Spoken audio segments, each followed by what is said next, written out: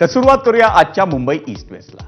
मंडळी, राज्य विधिमंडळाच्या नागपूरमधल्या हिवाळी अधिवेशनाचा आजचा दिवस हा मुंबईच्या विविध प्रश्नांबाबत झालेल्या चर्चांनी गाजवला।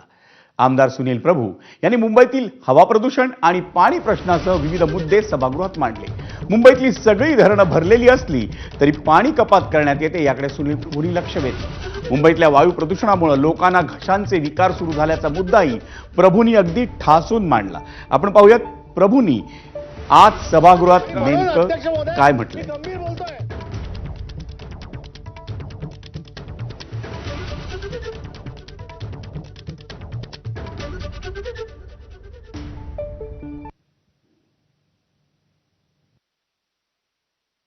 आज मी या सभागृहात भाषण करतोय। उद्या पाणी व्यवस्थित यांचं बोलणं झाल्यानंतर आपण बोला। 10 दिवसांनी पाणी कपात केलं जाईल आणि पुन्हा माझ्या भागात तीच परिस्थिती आहे। मुंबईतलं या भागातलं पाणी काढायचं, त्या भागात द्यायचं, त्या भागातलं काढायचं, त्या भागात द्यायचं, ही परिस्थिती आहे आणि सगळ्याच राजकीय पक्षाच्या लोकप्रतिनिधींना हे सहन करायला लागतं। इकडे काय म्हणतात ना, एक मराठीमध्ये म्हण आहे की मांजराचं खेळणं आणि उंदराचं मरण, तशी परिस्थिती आहे। या भागातल्या नागरिकांना पाणी सोडलं की पलीकडची माणसं जी आहेत त्यांची बोंबाबोंब होते आणि शेवटी याला कुठच्याही पक्षाचा राजकीय लोकप्रतिनिधी असला तरी त्याला सहन करायला लागतं। आयुक्त, अतिरिक्त आयुक्त हे सगळे एसी कॅबिन मध्ये बसून राहतात। सकाळी उठल्यानंतर त्यांच्या घरी लोक येत नाहीत की आमच्या घरी पाणी नाही म्हणून, ते लोकप्रतिनिधीच्या घरी येतात। मग तो भारतीय जनता पक्षाचा असेल, शिवसेना उद्धव ठाकरे पक्षाचा असेल, आणखी कोणत्या पक्षाचा असेल, ते आम्हाला जाब विचारतात। आणि म्हणून अध्यक्ष महोदय, याच्यावरती सरकारने गांभीर्याने कारवाई करायला पाहिजे। आयुक्तांनी यावर तात्काळ त्या ठिकाणी बैठका घेऊन जिकडे जिकडे म्हणून पाण्याचे प्रश्न आहेत ते सोडवायला पाहिजे, अशी आपल्या माध्यमातून मी सरकारला विनंती करतो। अध्यक्ष महोदय, धुक्याचं साम्राज्य असतं, त्याचा विमानावरती परिणाम होतो, बाकी सगळ्या निसर्गावर परिणाम होतो, पण मनुष्य प्राण्याच्या तिकडे असणाऱ्या शरीरावर परिणाम होतो। आज मुंबईची परिस्थिती अशी आहे की या प्रदूषणामुळे जवळजवळ 80% लोक, मग ती स्लम मध्ये राहणारे असतील, इमारतीमध्ये राहणारे असतील, बंगल्यामध्ये राहणारे असतील, टॉवरमध्ये राहणारे असतील, त्यांना घशाचे विकार झालेत। घशाने त्यांना बोलता येत नाही, घशाखाली खाज येते, प्रचंड मोठ्या प्रमाणात खोकला लागतो आणि मग या सगळ्या प्रदूषणाचा प्रभाव हा संपूर्ण तिकडे असणाऱ्या नागरिकांच्या आरोग्यावरती होतो। म्हणून हे प्रदूषण सुधारण्यासाठी प्रदूषण सरकार नेमकं काय करणार आहे। मागच्या वेळेला प्रदूषण झालं, धुळीचे लोट आले, तर आमच्याकडे असणाऱ्या सरकारने आणि सरकारच्या प्रतिनिधींनी रस्ते धुण्याची योजना काढली। अध्यक्ष महोदय, काय तर माझं शहर सुंदर शहर, मोठमोठे मंत्री, मुख्यमंत्री रस्ते धुत आहेत, पाण्याचे टँकर लावत आहेत, मला त्याच्याबद्दल काही वाईट बोलायचं नाही। पण यासाठी जे पैसे खर्च केले गेले त्याचा ऑडिट रिपोर्ट असा आलाय की 600 कोटी रुपये स्वच्छ मुंबईसाठी, सुंदर मुंबईसाठी खर्च केले, ते वाया गेले। त्या 600 कोटी रुपयाला कोण जबाबदार?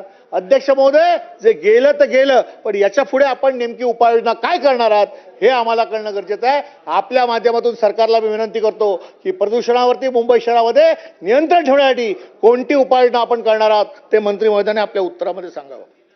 अध्यक्ष महोदय, सगळ्यात महत्त्वाचा विषय अध्यक्ष महोदय, सशुल्क ज्यांचे घर सशुल्क पात्र झालेत, सशुल्क पात्र झालेत, SRA मध्ये असतील मुंबई शहरामध्ये, त्यांना सशुल्कतेची मान्यता मिळाली, पैसे कुठे भरणार?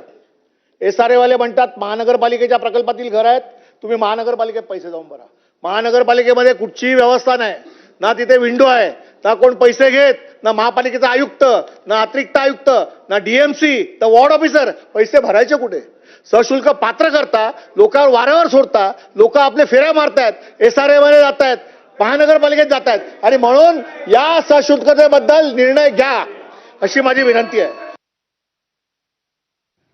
आणि शिंदेच्या शिवसेनेचे आमदार प्रकाश सुर्वे यांच्याकडून मुंबईतल्या मागाटणे येथील झोपडपट्टीवर झालेल्या कारवाईचा मुद्दा आज विधानसभेत उपस्थित करण्यात आला।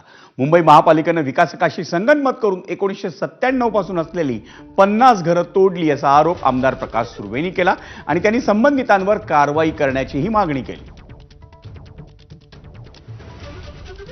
वरिष्ठ अधिकारी, IAS अधिकारी तिथे AC मध्ये बसतात आणि इकडे निर्देश तोडतात, गरिबांची घरं तोडायचा हा न्याय कुठला आला?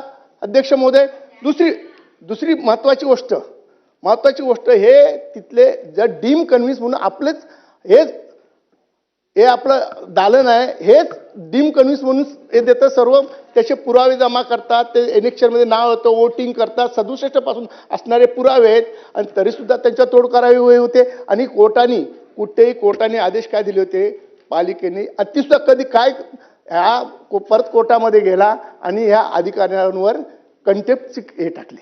आजपर्यंत मला सांगा या भारताच्या इतिहासात एकावर तरी अधिकार कंटेम्प्ट झाला का हो? आणि आमदार प्रकाश सुर्वेंच्या या प्रश्नाला उद्योगमंत्री उदय सामंतांनी उत्तर दिलं.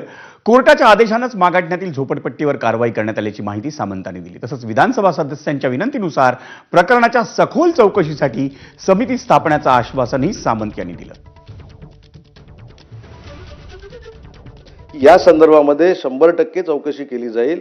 95च्या अगोदरचा नियम जर याला लागू होत असेल तर त्याच्यावर कारवाई होणार नाही.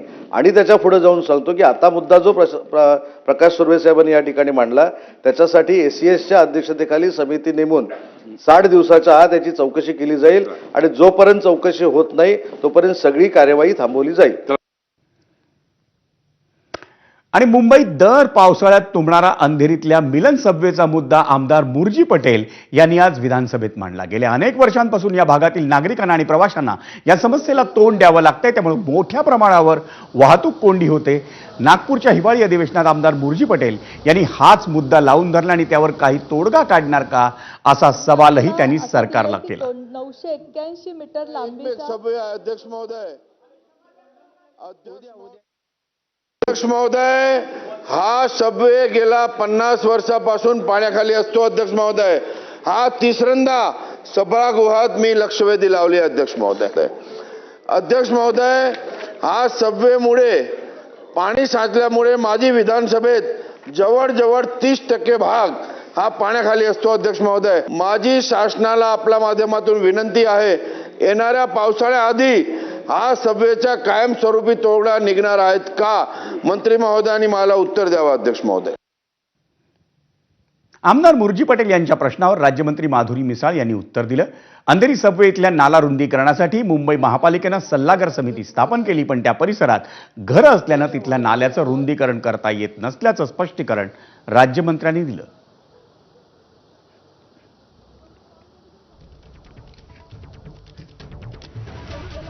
मुरजी पटेल यांनी जो मुद्दा उपस्थित केला अंधेरी सबवेचा त्याच्यावर उत्तर दिलं माधुरी मिसाळ यांनी.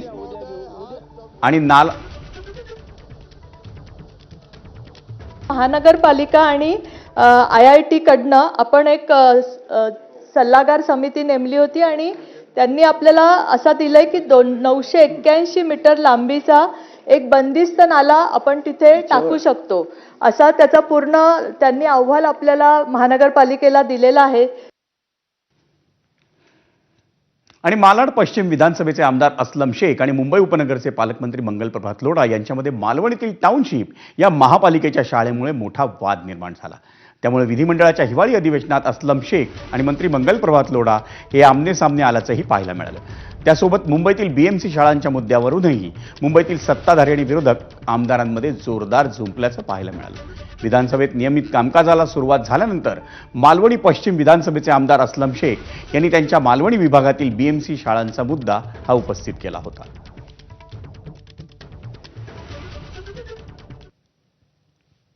षडयंत्र झाला आणि हे सगळं होत मला जे माहितीच्या हिशोबाने आहेत की तिथे जे शिक्षक आहेत ते फक्त 10वी आणि 12वीचे शिक्षक तिकडे शिकवत आहेत. हे तिकडचे जेव्हा पॅरेंट्सला कळलं त्यांनी तिकडे आंदोलन केलं.